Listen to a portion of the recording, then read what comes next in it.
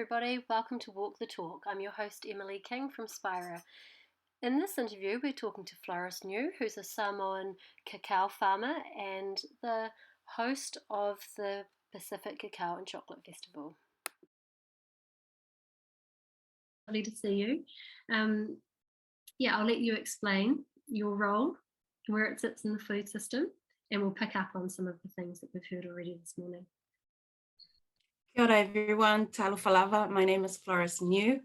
I hail from Samoa, and my role really is about spreading goodness and love of food and culture, and all of the good things that we do for our community back in the Pacific Islands. There is a huge proportion of the Pacific community living in New Zealand and Australia. In fact, there's more Samoans living in New Zealand than there are in actually Samoa.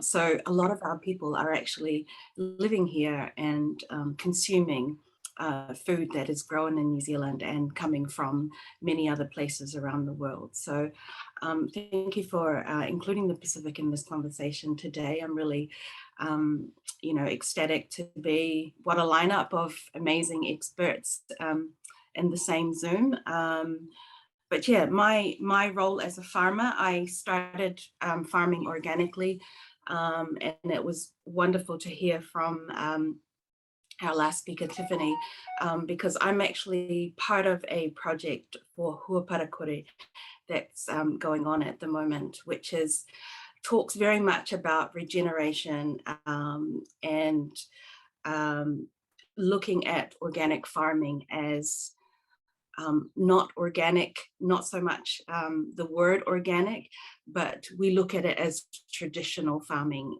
from where we come from. So the word organic is a new word for us in the Pacific. It isn't a Samoan word, it isn't an indigenous word. So we describe what we do as traditional farming and the ways of doing and the ways of being of our ancestors, and how they taught us how to grow food and what food to grow and what food to eat and what food was good for us for each season. And so that's the messages that we try to bring with my farming organization, which is a group of amazing women and a few men as well. But we've been around for about 8 years under the banner of Miss Sunshine Organic Farms. And we say we use the word organic because that's more recognizable in the commercial world and in the export world. But we really don't want to use that word. We want to use traditional farming. And now more and more, as I go along in my journey of organic or traditional farming journey, I have a better understanding of what I want to promote to people, to my people, and to all people, of what to eat and what to grow. And what we really want to promote is for people to grow their own food, to actually learn how to feed the soil themselves, to learn about maramataka, and to learn about all of these things that are not concepts, but they are real things that were the legacies of our ancestors that were given to us, as the DNA of our ancestors live within us. So when you are working on the land and touching the soil and being in nature, you innately know and you're being taught by nature how to take care of your land, how to take care of your crops, and how to take care of your people in turn. So that's more of what we do. And we try to bring that, and we try to bring that story to New Zealand, to our customers and collaborators that we work with in the food industry, and mainly in the cocoa or cacao industry between New Zealand, Australia, and Samoa. So that's just in a little bit of a nutshell. There's so many things, but I'm sure Emily's got more questions. Sorry, I just want to go back to one thing you said, and it was also mentioned earlier. Not everyone knows what the Hui Patakori Framework is, and I'm also super intrigued. Like, how are you applying that in the Pacific, are you coming up with your own set of principles that are adapting that, or are you taking things like maramatanga, but how does that work? Because do you have your own customs and traditions around that? So without getting too far into it, please could you address that? Yeah, sure. So the project that we're working with is a book that Jessica Hutchings has written. So basically, we're not certified under Hui Patakori yet. I'm looking and researching into the system that they use because it's exactly, if not, very, very similar to our traditional ways of doing and being in Samoa. And what we're wanting to do is to apply that and have our own traditional certification for Samoa. Right. And that's what we're trying to do for our own group. And if it's something that our government is willing to support us in as well, to roll out to other groups as well in the Pacific, then we would be happy with that. But first and foremost, my mother always taught me to clean up your own backyard first before you go and show anyone else how to clean theirs. So the traditional farming ways that we do things is really us being aware of the land and aware of the moon cycles, nature, everything, all the plants and everything that is growing for a reason.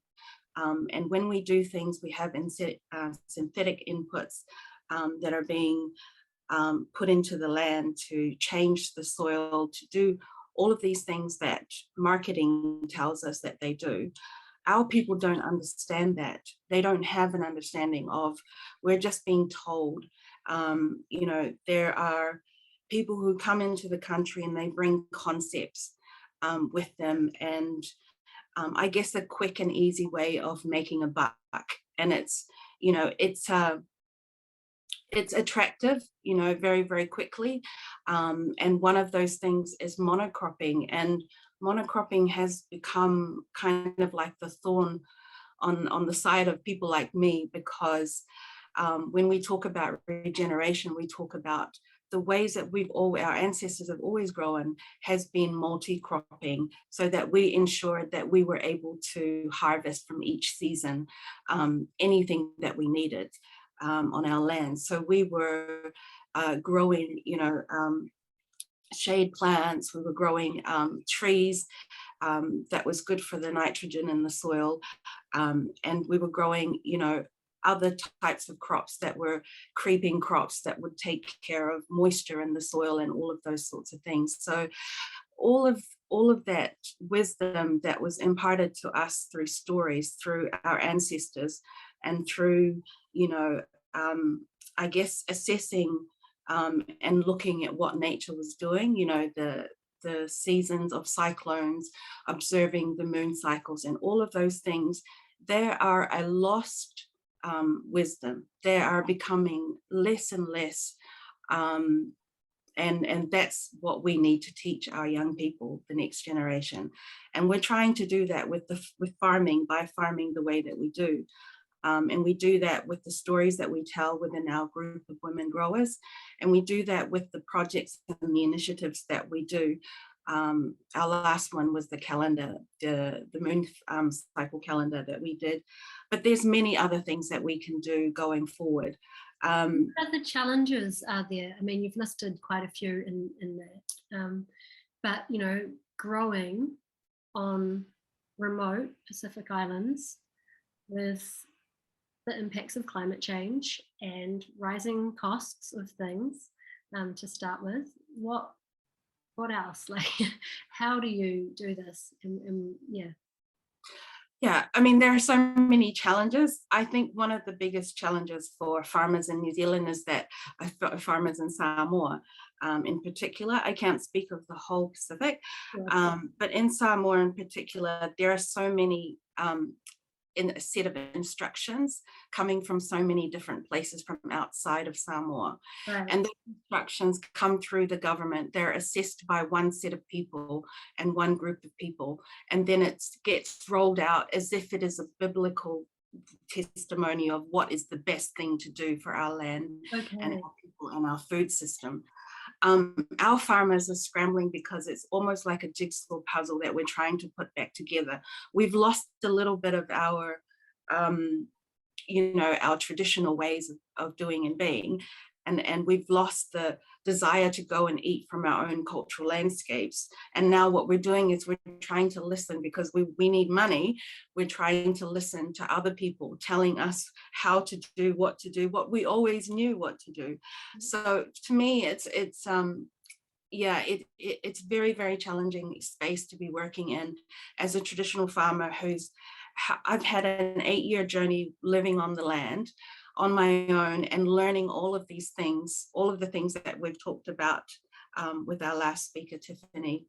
And me watching that happening in real time, and then coming back and trying to articulate that to different audiences so that they understand.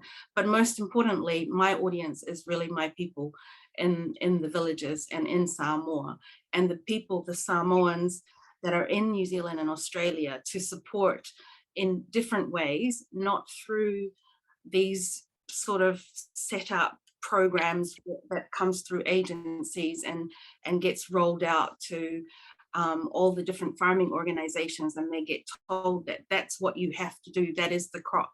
You've got to grow kava right now because that's the crop that you got to do. And kava's a great crop, of course, but when you think about this, we have to think about it in a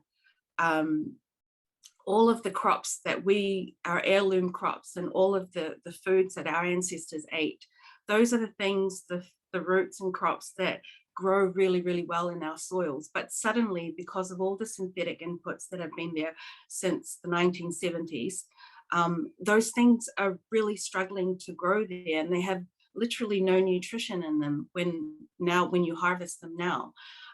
They're a ridiculous size. And they have no taste and all of these things. And it's all because of, the synthetic inputs, the way that we're trying to speed things up on the land when nature has its own time.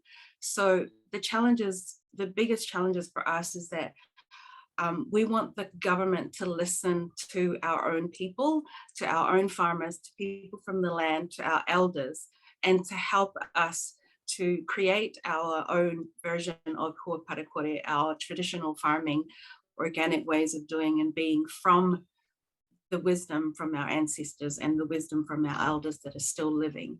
And we want to be able to roll that out to interested groups of farmers that are working on the land right now. And the majority of them, I have to say, are women, because there's a lot of RSE going on, and all of our men are coming to New Zealand and Australia to work, which leaves all the women back home farming and growing, which is fantastic. Is it a challenge or is that a good thing? Like, how does that play out? It's a double-edged sword, it is a challenge because, we do need more labor. We have to go out and do all the labor ourselves. But it's also wonderful because women can now take care of nature and work alongside nature to rebuild and regenerate what we've lost. Yeah. Just quickly, in the last point, Floris, what can New Zealand food businesses or people working in organisations in New Zealand do to better communicate and integrate that Pacific story? Here we're talking about Samoa, I know that, but the wider Pacific story as well. That story into their products and brands, and what are your suggestions? And we're just in the last minute for that. Yeah, I think, but put simply, talk to the farmers directly. I think one of the things that I brought with co-founding the Pacific Cacao and Chocolate Show was really to have the conversations between the farmers, growers, and producers in New Zealand, and some producers from Australia as well. And I think just having those conversations and bringing that closer, and I think with the first speaker, what she spoke about, collaboration, I think to have closer collaboration with growers and food producers here has a much stronger, yes, it might be, challenging in itself to kind of create those collaborative spaces and to work little things out. But I think overall, if we have those stories directly from the farmers and not through a middle person and not through a middle organization that's going to come and kind of dilute and filter out certain things or tell a very different story than what is a real story, I think that's really important for you to come, because you're welcome. We welcome everyone to come on our farms and to look at what we do and how we do it. I've been doing that for 8 years now, and it has worked, and it has multiplied many different businesses for other New Zealand business owners as well. So it is working very slowly, but nature is the same. We have our own time. Yeah. Cutting out that middleman, Yes. going direct and supporting them. Thank you, Floris. Thanks for being here. I really appreciate it. And that was Floris Niu, farmer from Samoa, talking about the role of Pacific growers in the New Zealand food story. I'm your host, Emily King. This was Walk the Talk. Please join us for the other interviews in this series where you found this one.